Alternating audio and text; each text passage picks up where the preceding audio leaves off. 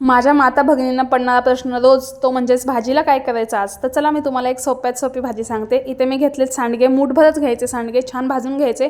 वाटण्यासाठी मी अद्रक, कढीपत्ता, खोबरं, लसूण आणि कोथिंबीर घेतली. छान वाटण तयार करायचं आणि कढईमध्ये तेल टाकून घ्यायचं. मोहरी, जिरे, कढीपत्ता टाकायचा, थोडंसं हिंग टाकायला अजिबात विसरायचं नाही, छान चव लागते.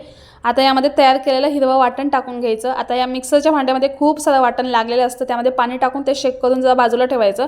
इथे मसाला टाकते मी, हळद, लाल तिखट, कांदा लसूण मसाला आणि थोडासा गरम मसाला आणि मीठ. आता हे मसाले छान मिक्स करून घ्यायचं. यामध्ये तेल सुटेपर्यंत छान हे हलवत राहायचं. यामध्ये आपल्याला टाकायचे भाजून घेतलेले सांडगे. आता सांडगे आणि मसाला छान मिक्स करून घ्यायचा. मसाल्याला तेल तर सुटलेलंच आहे. यामध्ये आपल्याला मिक्सरच्या भांड्यामधलं शेक केलेलं पाणी टाकून घ्यायचं. तुम्हाला हवं तर तुम्ही गरम पाणी टाका. आता भाजीला छान खदखदून उकळी आली की आपल्याला हिरवीगार कट केलेली कोथिंबीर टाकायची. चला भाजी रेडी झाली आहे. तुम्ही कसली वाट बघताय? चॅनलला सबस्क्राईब